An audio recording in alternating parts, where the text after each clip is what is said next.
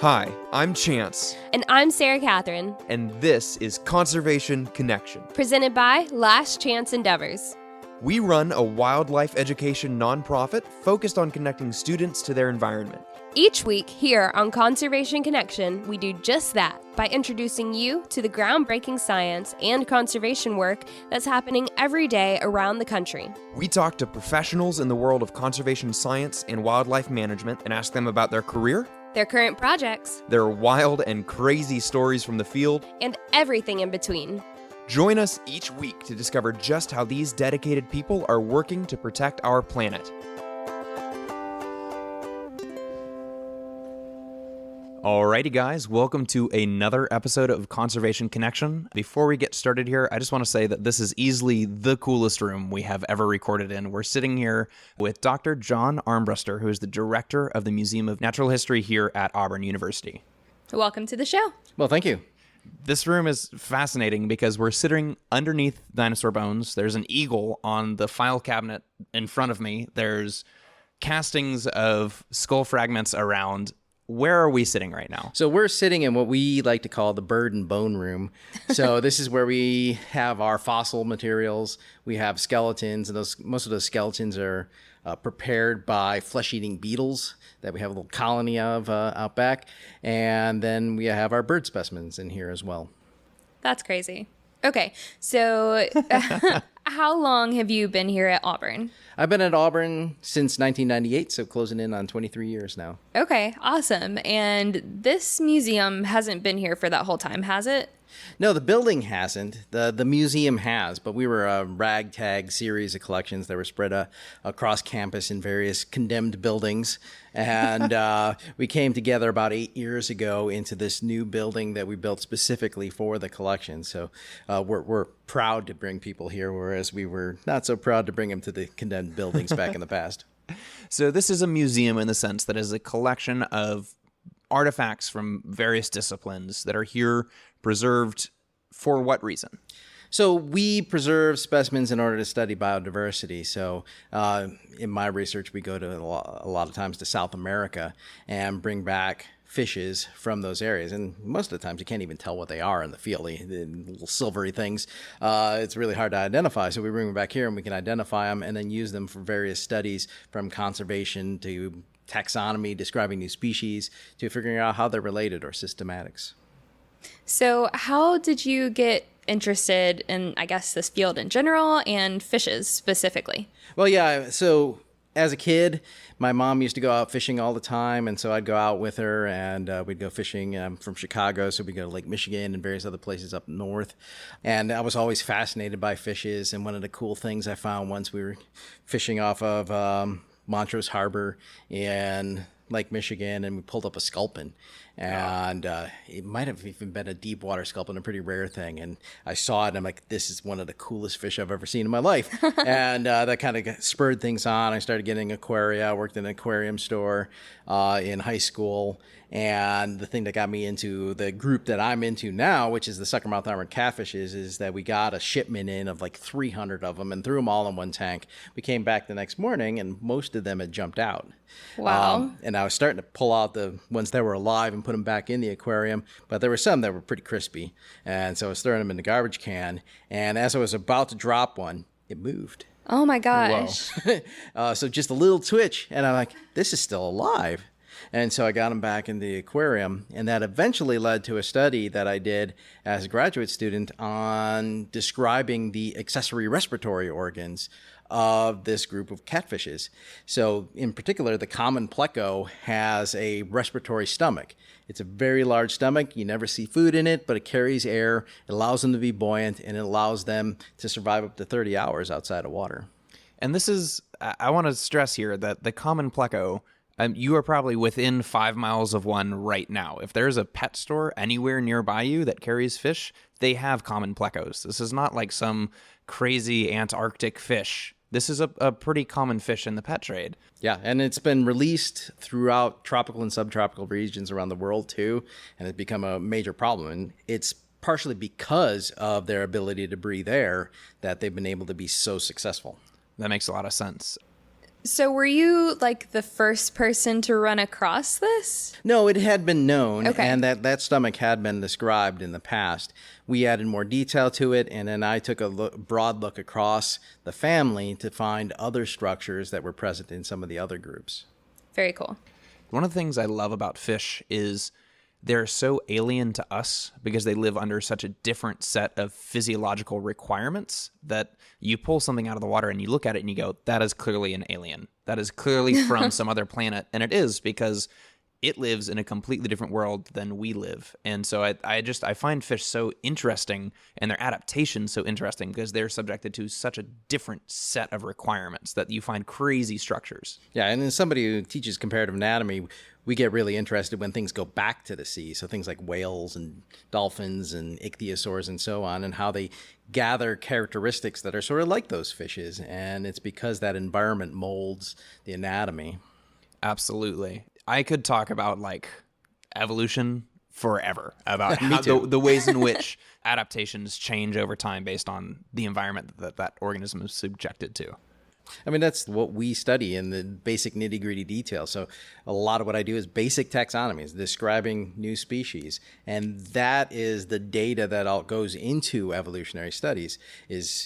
Evolution is based upon differences. So you have to look at those differences. And a taxonomist like myself is cataloging those differences that will be important later on. Yeah. We were standing outside of your office before recording this podcast, and I looked down and saw like a little nameplate. Did you have a fish named after you? I have had 3 fishes named after me, 3 catfishes, and a parasite. Whoa. That's the cool one. People always ask, is that an honor? I'm like, yeah, it's an honor. I got a parasite named after me. I'll be infecting catfishes for the rest of time. Absolutely. So how do you get in a position to have these fish named after you? Well, it's partially just being in that field, and most of the ones that have described things for me are my former students or colleagues or friends. So it really is an honor. It is an honor. It's a great honor, yeah. That's awesome. I think this is the first time we've had a taxonomist on the show, which if you're unsure what the field of taxonomy is, it's basically cataloging and categorizing life in terms of who is related to who and to what degree are they related to one another, right? Well, taxonomy is more basic than that. It's the naming of the organisms. Categorization falls under systematics or phylogenetics, so we figure out how they're related to one another, and that sets up things like genera and whatnot. So they're interrelated with one another, but taxonomy is just the naming. Specifically of the organisms. name. Okay. So then I'm sure you're going to have a very interesting answer to this. What species concept do you ascribe to? At what point do 2 dissimilar organisms stop being the same species? Oh, that's a impossible question. And we to really don't have answer. 6 hours, so I'm going to need just like a little nugget from you. I mean, so we focus in on morphological differences, but I mean, we're studying some things where they have great genetic differences, but no morphological differences, and great morphological differences and no genetic differences. And so what a species is really, really hard to answer. So you're not going to get me to nail down on that one. Dang it. When you zoom in that close, it becomes impossible, because the truth is that individuals of the same species are so very different from one another when you look close enough. And there are species that look very, very similar that are different, genetically different. And so really it just comes down to like sort of a philosophical, what do you deem is a species or not a species? Right. And, for us, it mainly comes down to morphological differences, but that gets wishy-washy at times as well. And so, we're working on it, but there's no good definition of what it is. And that's why we have species concepts instead of a definition of species, is because it varies depending on group. Absolutely. So you clearly do a lot of things. You have your fingers in a lot of pies here, it sounds like. Do you have a favorite subject or thing that you've been able to work on while in this field, like since you've been in this field? Or more specifically, if you want to say since you've been here at Auburn? Well, I mean, getting out into the field and discovering new things is the most exciting thing about this field. I think probably one of the most interesting trips we did was 2016. We went to the Ireng River in Guyana. It's right on the border of Guyana and Brazil. And there we landed at Ornduk Falls, really cool place. We're able to fish around there, found some really, really neat things. And then we met up with Patamona, which are a native group down there, and they took us up to their village. And then we studied up there and found things that had never been seen before. And they said no scientist had ever been there before. And that was probably one of the coolest experiences. But also, interacting with the people is really neat. One of the funny stories is we were climbing up onto the top of this plateau, and I was about to grab all the stuff, and the Patamona were like, "No, we'll carry that for you." And so we got up to the top, and we're waiting. Finally, the leader comes up. He's like, "Oh, sorry, I had an important village business to do." And then one of his friends comes up, and he's like, "Man, we was kissing on them girls." Important business. Important village business, eh? Oh my goodness.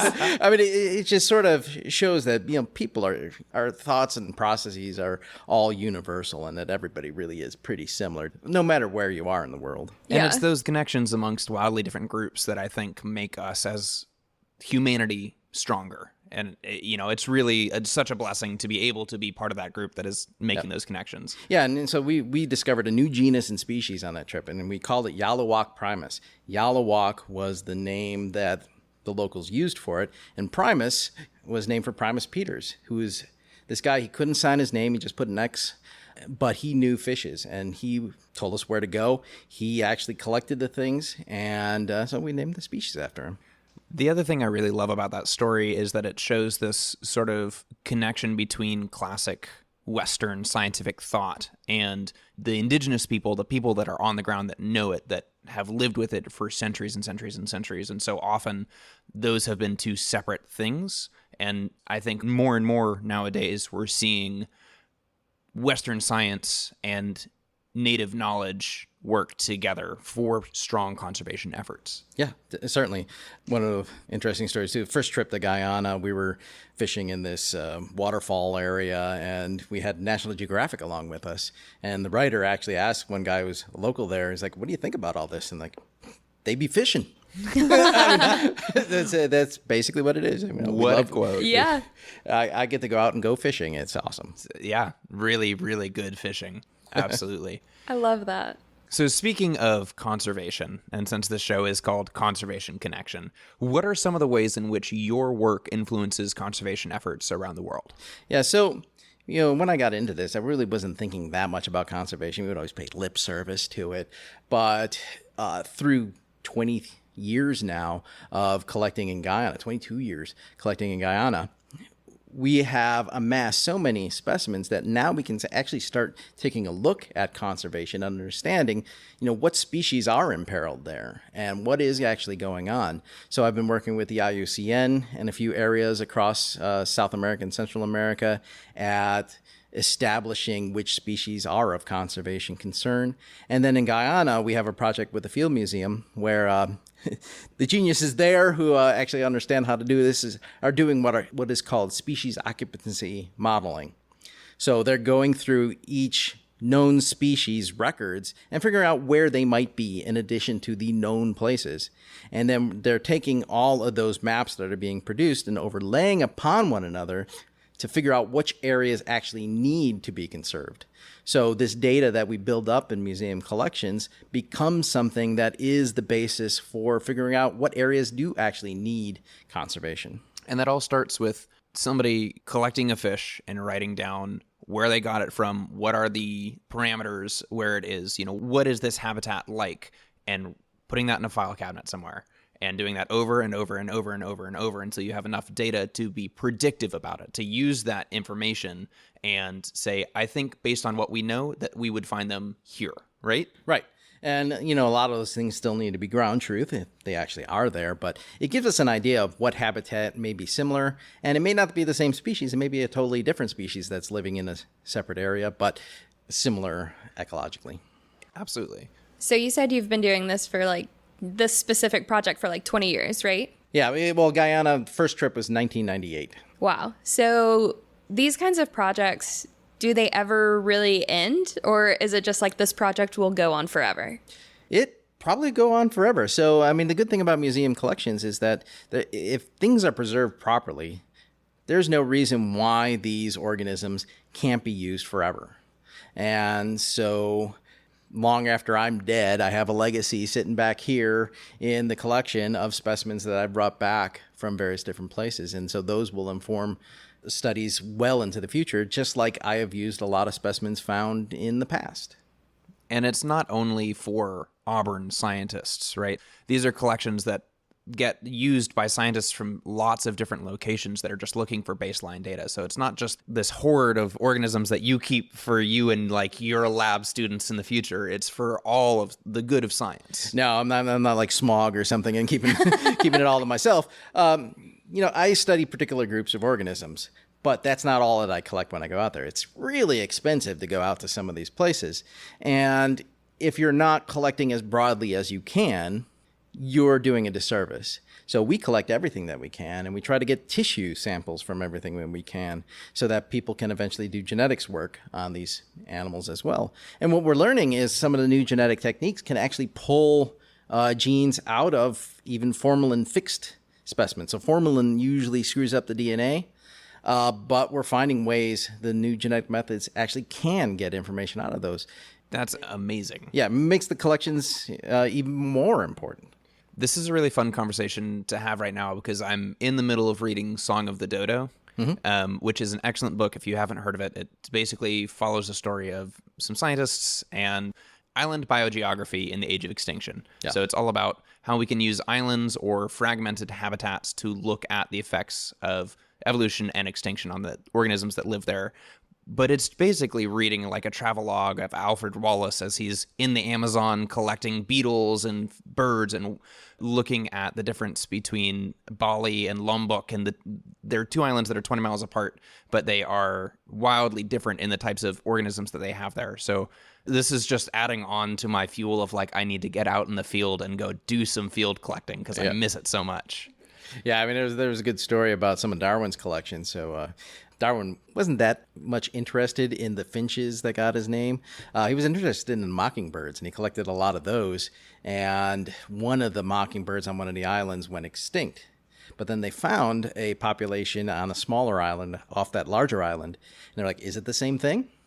Well, they were actually able to go to Darwin's specimens, get some DNA out of those, and determine that this other population was the missing mockingbird, and they were able to introduce it. And that right there underscores the value of museum collections. Having that baseline data that is meticulously preserved and cataloged so you know what is such an incredible resource for field scientists that are trying to understand what they see out in the world. Having this reference book of specimens here is vitally important to interpreting what you see out there. Yeah. And so, Darwin had no idea what genetics was. He didn't know what a gene was, but here we are using genetic techniques, and we don't know what techniques will come in the future to be able to understand these specimens even better than we can today. Yeah, someone's going to look back and be like, yeah, these people, they didn't know what this test was or anything, but now we do. They'll be saying the same thing. Mm-hmm. Yep. So for anyone listening who is a student of any age, if they wanted to get into this field and do something similar to what you do, like if they're listening and they're like, wow, I really want to do research and I want to travel and do this and this. I know that's not an easy path, and not everyone gets to do the really fun, cool research like out in Ghana or like travel the world. But how would you recommend that people go about getting into that? Well, I mean, if you want to do it, you can do it. I mean, any field, even if it's a difficult one to get into, like paleontology, you can do it. You just have to work hard at it and keep up with it. All museums probably have some kind of camp that goes along with them. We have a junior curator camp. So a week or two each summer, we bring out students out to various places around here to study nature. So if you're a younger listener, then maybe look up for something like that and get into it early as possible. Once you're starting to get into high school, there's lots of programs that are available for it. And then once you get into college, if you are interested in field biology, your freshman year, look at every single faculty member in your department and see which one has interests related to yours, and go up and talk to them. Now, most professors will probably ignore you the first time around, but be persistent and get with them as soon as possible, because you can start your research pretty early and really get into whatever field you want to get into. It's really funny that you say that because I'm actually editing one of our podcast episodes from the REU program that we were just at Grice Marine Lab in College of Charleston, and that'll come out before this episode.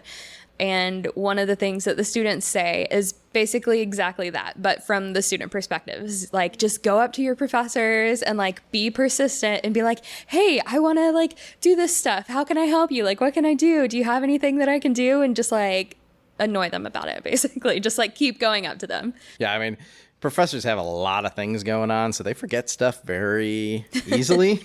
And so it's not personal if they forgot about you. They just forgot. And so, yeah, be persistent. And I've never met a professor or anybody who has a real passion about a subject matter that didn't want to talk about it. Oh, yeah. Right? You know, like I know that I could take you out for lunch right now and you could talk the whole time and not eat your meal about plecostomus. Like, I know that that is true. Yep. So it really is a matter of finding somebody who has an interest that aligns with yours and get them talking and show interest and show persistence about, you know, I want to be involved in this world. Yeah, I mean, a good example of that, undergrad came to me, it was almost 10 years ago now.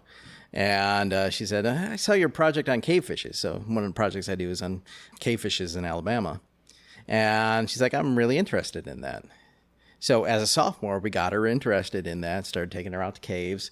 And she's like, well, master's comes around. I'm like, I want to do a master's with you. So she did a master's with me on cave fishes and learned all really cool stuff about them. And she's like, I want to keep up with this field. So she did a PhD at LSU, kept up with this field, and she's the expert in North American cave fishes right now and doing an excellent job at it. People don't really realize it's not easy, but how possible it is to become the expert on a very specific thing. Yeah. You know, because there's so many things, and many things don't get the attention that they need. And so being able to just sit down and be like, I'm going to look at this for the next, 8 or 10 years will 100% make you the person that knows the most about that particular thing in the world. Yep.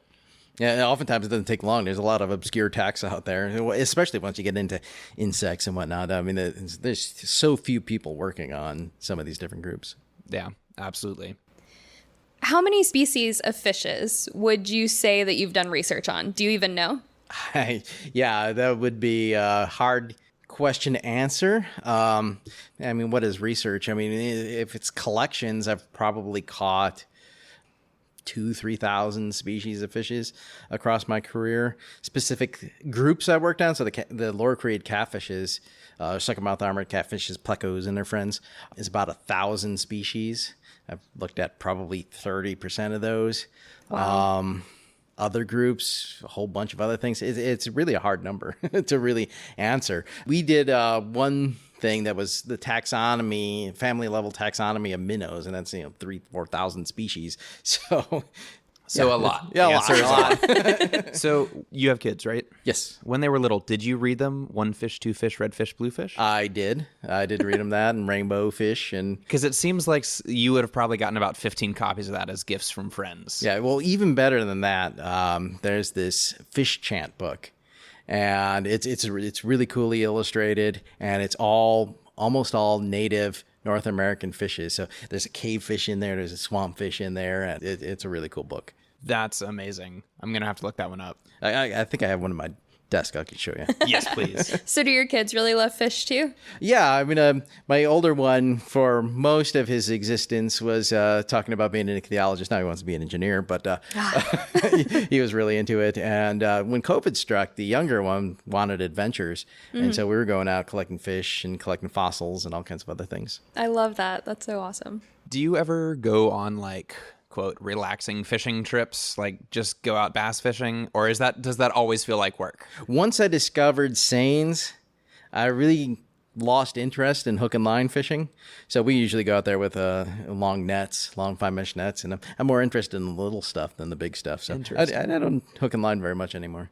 Makes sense. Kind of as we wrap up this episode here, do you have any projects that you're working on currently or that are coming up that you're just really excited about? Oh, try to pick one that's coming up. So, we've actually gotten interested a lot in North American minnows. So North American minnows came over here somewhere around 38 million years ago and really diversified. And so we're interested in looking at, how did they change? How did their ecology change? So new techniques allow us to kind of peer into past and make a guess of what ancestors were actually doing. So we're kind of interested in that. Big field trip that's coming up was supposed to go on right around now, but COVID kind of hurt Just that. making things all weird. Yeah. So we're supposed to go to the New River in Guyana. The New River is near the border with Suriname. Nobody's ever collected there. There's like one jar of fishes from the entire New River. And so it's a completely new area to actually go and study. And it's really cool because there's the river breaks up into a bunch of little tiny channels right at this area. And that is something that tells us that river has moved. It recently connected into what is the Quarantine River. And so that's a potential area where we've had a mix of different faunas going across. And it's a really cool area to study. That's awesome. Well, are there any extra seats on that boat? I was going to say, tell me when the field trip is. I'll get my everybody permission wants slip. to get on the unfortunate part is, we have to fly into an army base and then work with some of the local peoples that live there in Cashew Island. And so it's pretty limited in space. I kind of figured that might be the answer, but it never hurts to ask. Oh, yeah. Persistence, right? We were just saying persistence is key. Yeah. I mean, you can look it up as adults, too. I mean, some museums have the ability to go on trips with curators. And so they'll kind of lead you to a certain area and show you places. We've been thinking about doing that, but we haven't gotten across yet. Well, you just let us know when you decide to do that. Yes. Absolutely. Well, thank you so much for being on the show. This was a wonderful episode, and I'm really looking forward to getting this out in front of people. Sounds great. I'm happy to be here. Thanks for listening to this episode of Conservation Connection. If you enjoyed our podcast, go ahead and subscribe to make sure you catch every episode that we post. We'd love to hear from you. So if you want to reach out, go to our website, lastchanceendeavors.com/contact, and shoot us an email.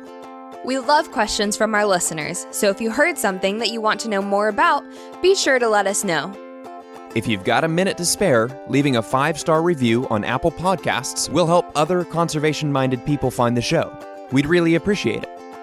A big thanks to the people working to protect our planet, and a big thanks to you for listening. Don't forget to tune in next week.